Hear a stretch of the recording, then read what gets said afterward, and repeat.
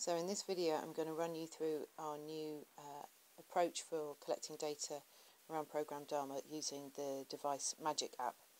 So we're going to open up, it's called Forms, that's the app title, it's made by Device Magic. And when it opens up you should see both Attitude Survey and My Dogalog. I obviously have a few more forms than that due to being linked to several other projects. When you open it up, so if you're on Wi-Fi and I have sent you an updated form, you're going to see something change on this screen.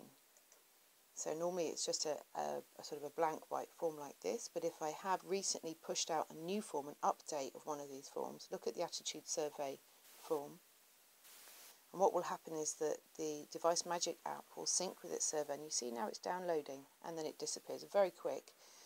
That was basically an updated form arriving onto Device Magic. So rather than having to email you an XML file that you then have to open from email, instead the forms are sent directly to the app, and so long as you're on Wi-Fi it's going to immediately update. So we're going to open that Attitude Survey form and have a closer look at it. You see at the top here we have version 3.6. We've included a version number just so that we can all make sure we're always using the same form. So every time an update is sent, that version number is going to increment. The next line is just the title. The line after that is a default one. It's saying that it will automatically record your GPS settings. So rather than having to click get coordinates, now that will just be done automatically, and you can see the lat long has appeared already. You have to set the date, so you click this and then set the date. Notice that underneath the date field is this little in brackets required. You've got that for a few of these early fields. That means you do have to actually make sure that those are filled in. If you don't fill all of the required fields in, you won't be able to submit the form. So you must enter the date.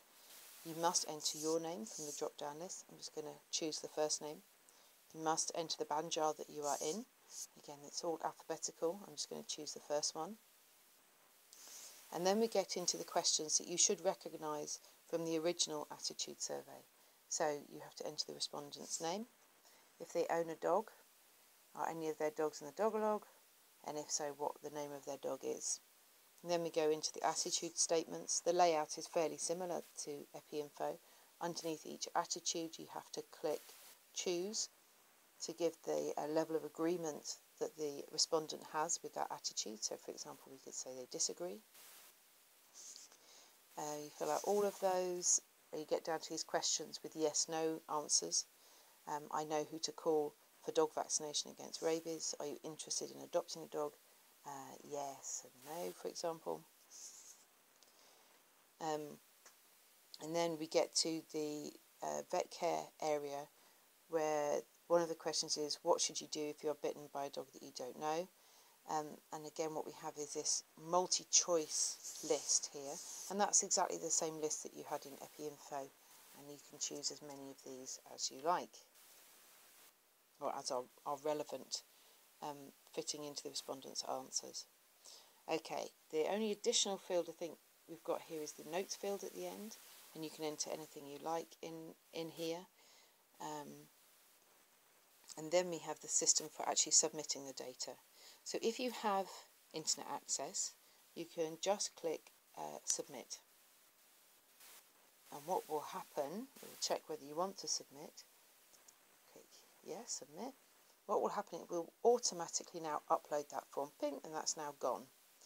Now, I'm just going to show you what will happen if you are not on Wi-Fi. So this system works when you're not on Wi-Fi, except for downloading a new updated form. That requires Wi-Fi. So let's just take off the Wi-Fi. Okay, I'm now offline.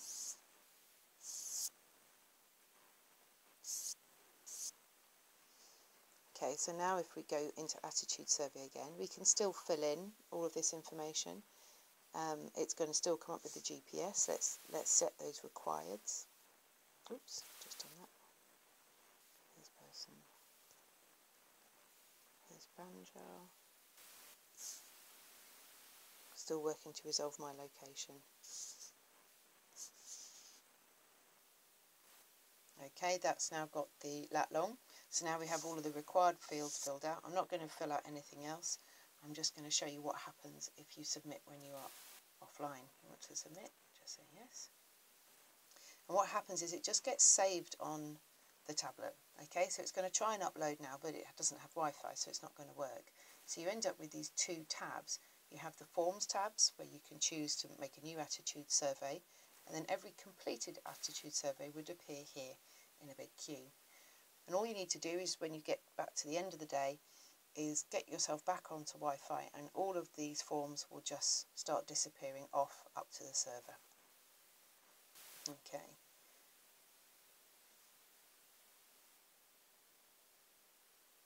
So I'm now going to switch my Wi-Fi back on, and you should be able to see that record disappear off to the server.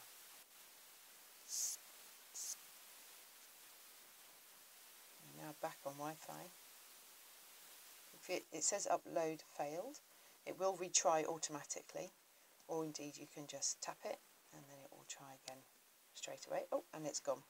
Okay, so that's what you need to do at the end of the day, is just make sure you're on Wi-Fi and check that tab, make sure all of your records have disappeared off up to the server. The difference with Device Magic and EpiInfo is that the forms are sent from the tablet away to the web-based database. We will set up a system where they can bounce back if you need them to. For example, if you're doing revisits and you need to re-access a Dogalog. But basically, as you fill these things in, they will then disappear off your tablet and be hosted on the website that you guys will have access to.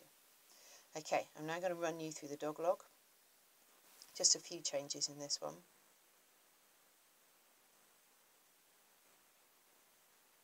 Here we go. Again, we have the version number at the top, so we can all make sure we're using the same version. We have the title, the start is all the same, coming up with GPS automatically. Again, you have to set the date, that's required. Give your name, that's also required. Select your Banjo.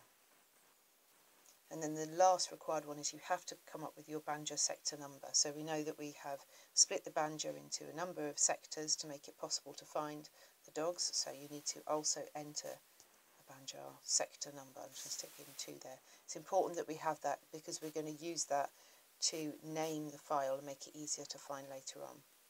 You then have the option to add additional address information if you like, such as the road name, the name of the house, whatever you think is important. And then the rest of this bit starts looking quite similar again. You enter the name of the dog. We've asked for a maximum of 4 words. If this starts getting too long, the file name will become too cumbersome to use, so please keep that to a maximum of 4 words. You type the description of the dog. Again, you can take a photo of the dog, either directly with the camera.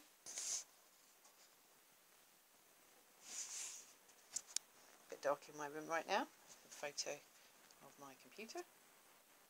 Click the photo button there and then the tick. So that should be the same as EpiInfo. You can also choose to go to the gallery and pull a photo that you've taken of the dog earlier and put that into there. That's up to you. Gender, dog type, these are the same options as we had before. And then you need to say whether the dog is owned or not. So we say yes, then you can enter the owner's name, the owner's phone number, say where they got the dog from, and if they say they got it from outside the data, then it asks them which regency was the dog imported from. That again is the same as EpiInfo. And then we have the age. How old is the dog on the day he is recorded in the Dogalog? Years first, so we could say that the dog is 5 years and 6 months old, so he's 5.5 years old. The total age should be a combination of the years and months. You only enter this the very first time, the age, the very first time the dog enters the Dogalog. In the database, we will calculate the date of birth from the age on the day that they enter the Dogalog and the date on which they entered the Dogalog. You have a notes section if there's anything important you want to note about this dog or about the owner. And that's it for the Dogalog. So we've removed some of the questions from the Dogalog and put it into the dog status. How is the dog today? So this is how we then do the next bit, add our dog status. So we go click add answer, and then it gives you one line, and you have to click edit. And then that opens up our dog status form. Again, you have to set the date that is required, and then you start to work your way through the questions that should look quite similar. So, is the dog sterilised? You could say yes. Has it been vaccinated? You could say yes. This is a slightly new question. It's whether this is the dog's first entry into Dogalog, or if it has been vaccinated since you last visited. If you say yes to that, you then have to set the date of the most recent vaccination.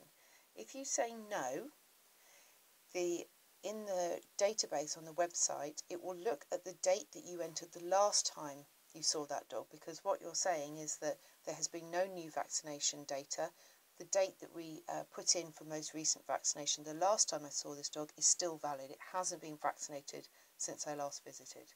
So let's say this is the dog's first entry into Dogalog. Click yes. Set the date. Let's just say it was a few months ago. Click OK. Okay, and now we have to say whether the owned dog has left the household or not. If it hasn't, then we've got a whole bunch more questions to ask. The next question, is the dog available for scoring? This is phrased slightly differently. Before it was a negative, is the dog not available? Now we've changed it to be clearer. Is the dog available for visible scoring? If you click yes, then you can enter all the information about the dog's welfare, because you can see it, and about its behaviour. These questions should all be familiar to you. They're the same ones that we have in EpiInfo. And then down here we have whether the dog needs immediate veterinary assistance. If you click yes, then you have a multi-choice list. Again, this is the same that you have in EpiInfo, and you can choose as many of these as you like. This last field is a new field, and it's for use when you revisit a dog. So your dog has entered the Dogalog, and you revisited it several months later, and you know that the original profile photo, the original photo you took of the dog was not that great, and you want to replace it. So you can ask to use the camera and take a replacement photo of that dog. There we go.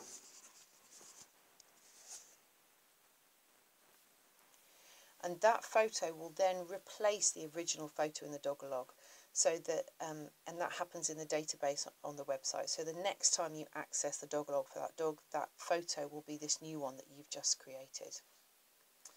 Okay, and then also we have a notes section down here, so you can type in things that you need to know. Click done. And now we're back to the Dogalog again, and this is where, again, we can either submit, we can save, or we can discard. So submit we've talked about already. I just want to mention save. Save is useful if you get part way through the interview and for some reason you have to leave and come back later. You can click save. You can give an optional description. So for example, let's just put Ellie Test in here for now. Click save. And that means that you can go back to this tab later on and reopen that same record and finish it off. So it allows you to save the Dogalog temporarily on your tablet to complete at a later date and then submit. You can obviously click the discard button if you don't want to keep hold of this form at all, or you could go ahead and click submit when you are happy to do so. Click submit, and then that should head straight off. But feel free to work without internet access for the whole day and just upload all the forms at the end of the day all at once if you want to save on internet access using mobile data and instead use Wi-Fi when you get home. Okay, so that's it. That's just a brief summary of how we use Device Magic. Let me know any issues, and we can obviously updating these forms is much easier these days, so just let me know if you want anything changed. Okay. I also wanted to show you quickly the website that this data is sent to, and how much easier it is to work with the data once it's actually been sent to the website. So you can get given a login that allows you to log into the website. You then have to choose your project. Obviously I have several projects here, but here's you guys.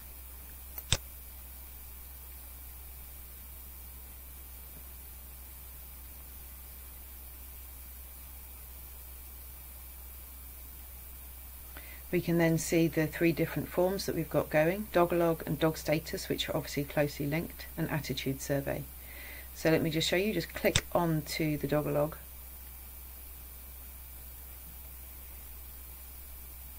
And what you can then see is all of the records that have been created so far. And if you like, you can just delete any one of them. If there's one in there that you think is an error, you can just click delete. Yes, I'm sure. And that's what we'll do with the data that you guys submit during training that you don't want to keep. You also can go into a record and change it. So if you find that someone's missed out a bit of detail or there was some mistake, you can go in, click edit, and then you can actually change things on the website. So you can change whether it's a female and then the breed of dog and so on, whatever you like, and then click save. So it's quite a quick way of being able to change the information to do with each dog and to do with each record. But the other thing that I wanted to show you, if we just go back here, get out of this particular record, the other thing I wanted to show you is how easy it is to export the data. So right down the bottom here we have export my Dogalog. You click on there and it asks you how you want to see it. So we say we'll have it as a Microsoft Excel file, and you just click export my Dogalog.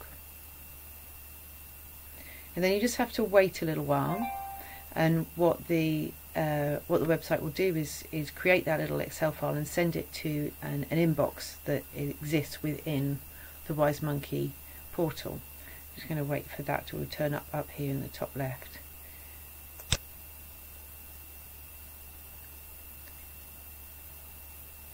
And what I will do is enter all of the data that we've collected previously onto this website, so we'll be able to access all of the data from this website quite soon. Okay, now we can see we have the little message up here, little envelope saying we've got a new message in our Wise Monkey inbox. Click on there, here it is. Now if I click on that and we download the file and we can click to open it, what we will see is all of the data. And here it is. So it gives you a summary page as to who requested the download. It gives you the Dogalog page, all of the fields all along the top and all the data, and it gives you the dog status information as well.